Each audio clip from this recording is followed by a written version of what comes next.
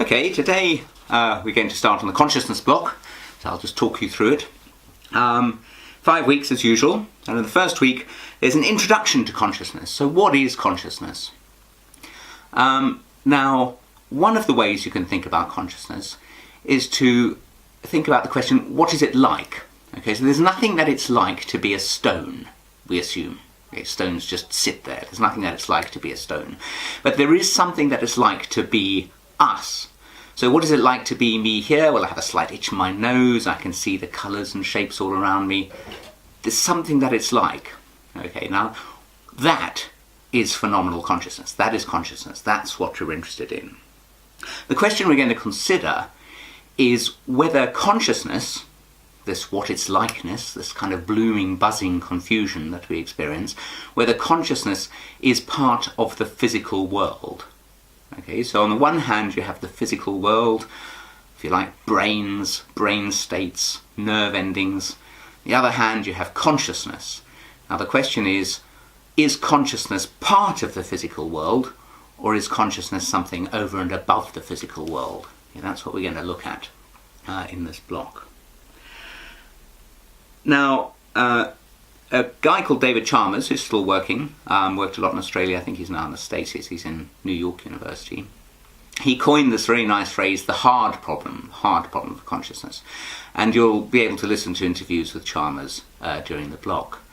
So what is the hard problem?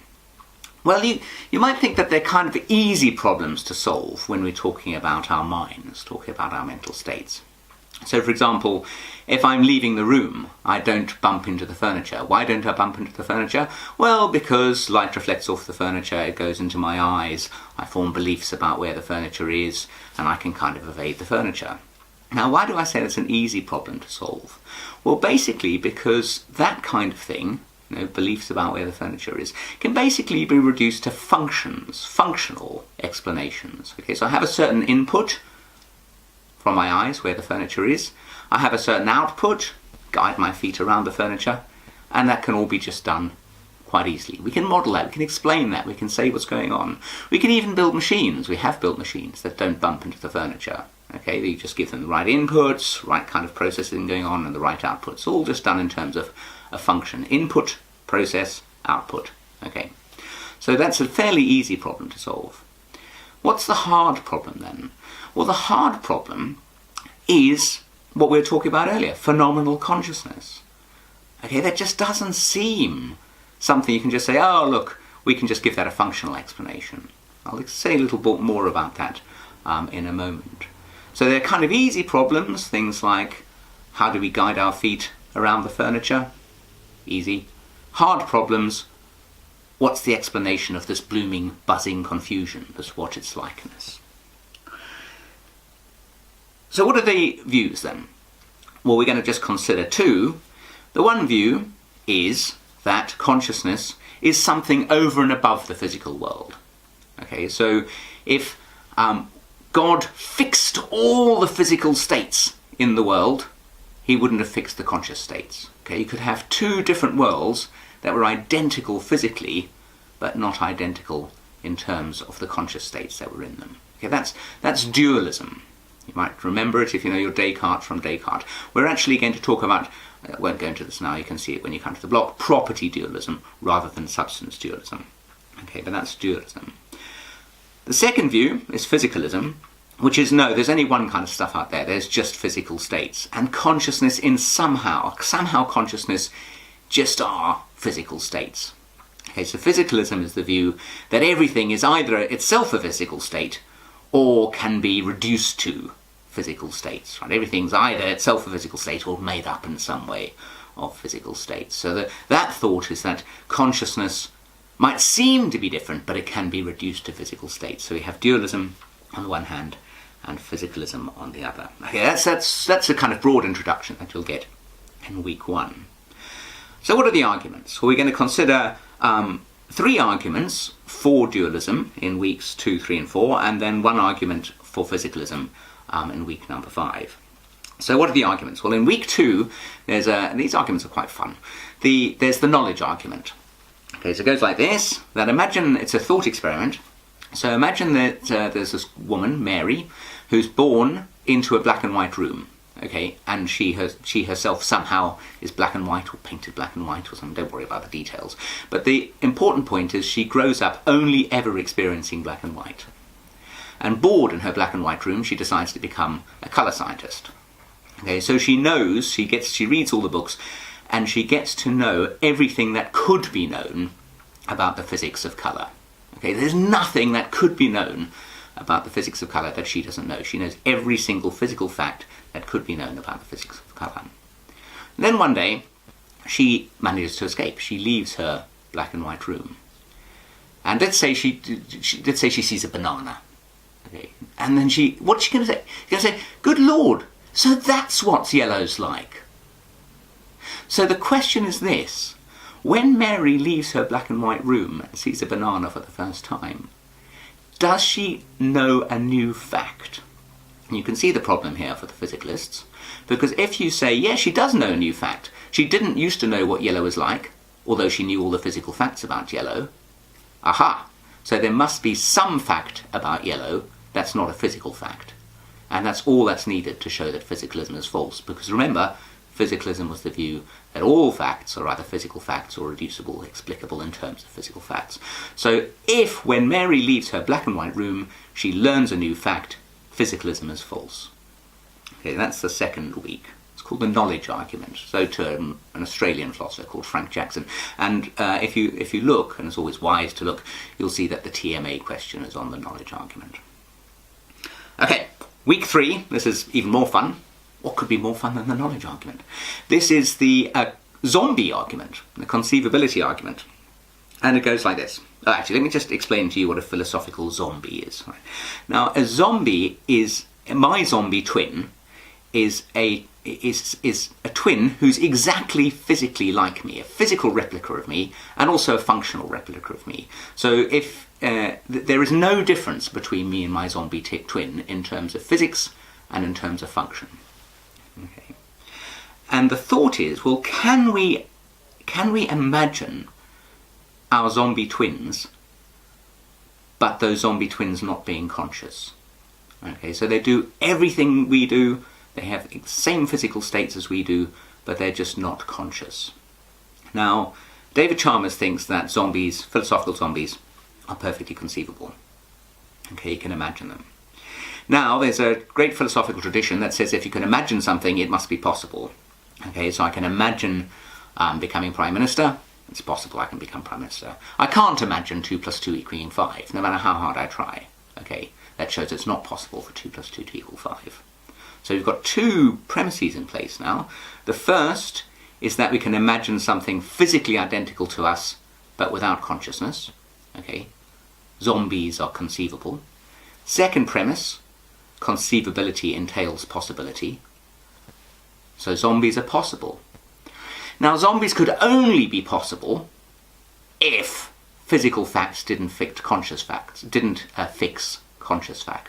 Because if physical facts did fix conscious facts, we couldn't imagine 2 items with the same physical facts, but different conscious facts. But Chalmers says we can imagine me and my zombie twin, 2 items with the same physical facts and different conscious facts. So if we can imagine that, then it shows that physics doesn't fix consciousness. Okay, that's the conceivability argument. Very controversial, very interesting. Premises can be challenged. So that's week number 3. So far we've had week number 1, what is consciousness? Week number 2, Mary in her black and white room, argument for dualism. Week number 3, the conceivability argument, the zombie argument, another argument for dualism against physicalism. What's week number 4? Week number 4 is not so much a refutation of physicalism, it's just saying, look, physicalism has really, really got a big problem here. And the problem is this. All we have in our heads, okay, it's not true, right, our brains are just mush. Okay, I can't remember what percentage water they are, but they're just mush, it's sort of meat. Okay, so you've just got this kind of squidgy bit of flesh in our heads, which is our brains. Now, how can that give rise to all this? Okay, to the blooming, buzzing confusion. There's an explanatory gap.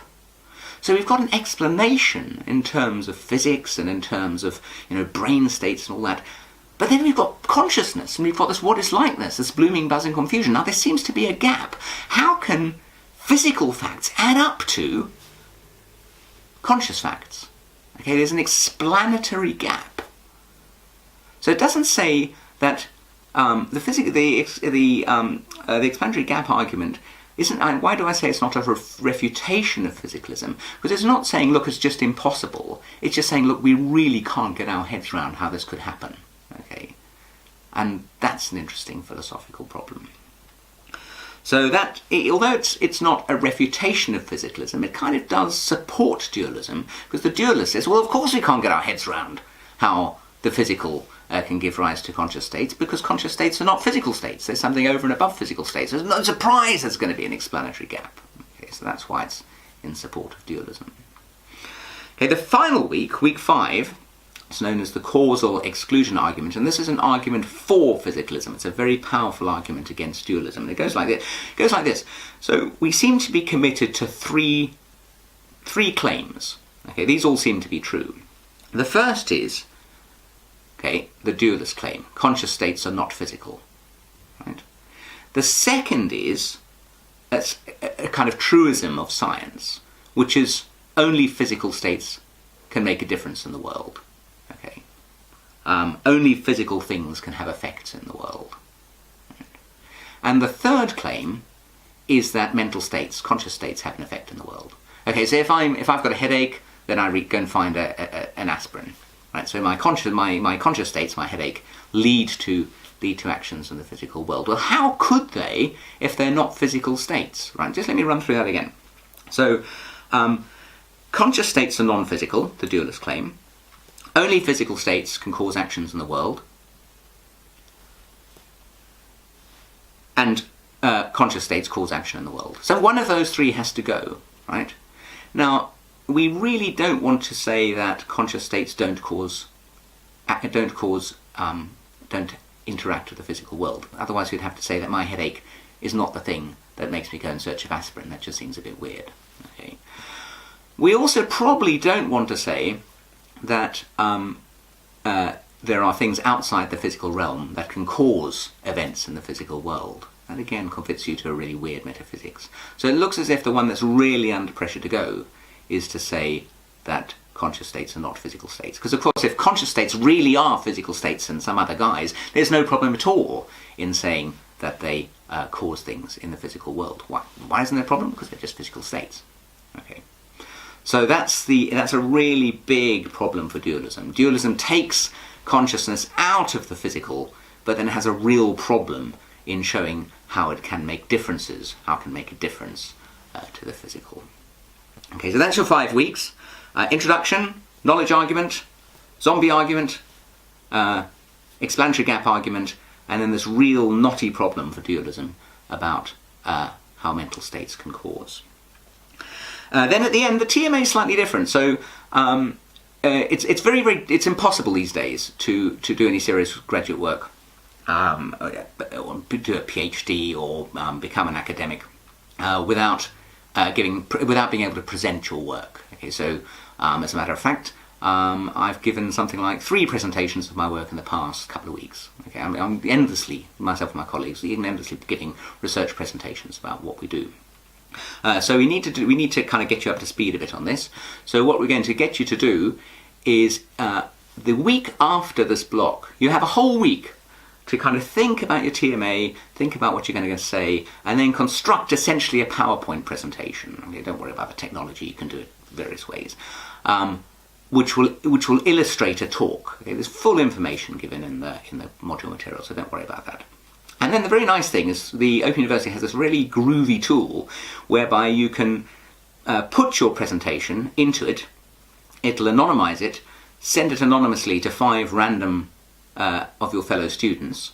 They can look at it, they can say what they think, they feed it back into the tool, and it comes back to you with comments. Okay, all anonymous, and all, I hope, really helpful. And we've tried this on other modules, and it's been, students have, I mean, it might sound a bit weird, but students have really, really appreciated it. Then once you've got your comments back on your presentation, somebody might say, look, that argument's a bit funny there, haven't you thought of this? Then you can go ahead and write your TMA. and then you submit that in the second week. So you've got 2 weeks at the end of this block. First week is about doing a presentation, lots of information provided to you, bit of peer review, as we call it, peer assessment, and then in the second week you write your TMA and you submit your TMA and your presentation, and then that comes back to you marked in the usual way. Okay, if you've got any thoughts or worries or concerns about this, or if you're just really looking forward to it, then just put some messages on the forum and we can have a chat. And I think that about wraps it up for consciousness. I really hope you enjoy this. As usual, focus on the detail. Okay, it's some of these arguments are sort of really quite detailed, and it really matters what you say. So have a look at the detail. Those of you who've done A853 many years ago, we had a course on the philosophy of mind, you might recognise some of this stuff, because when I came to write it, I just found myself thinking, gosh, I wish my colleague Keith Frankish was still with us. He left and went to another university. Because Keith is one of the best philosophers in the world on consciousness, best youngsters in the world writing about consciousness. So what I did was I went back to the stuff that he had written, and I just thought, that's just sheer quality stuff. So what I did was I revised it, changed the order, put slightly different arguments in, updated all the readings. But you might, if you've done 308, be able to detect the voice of Keith in some of this. If so, you're lucky. It's much better to have the voice of Keith on this than the voice of yours truly. Okay, I think that's all. So really good luck with the consciousness block, and have fun with it.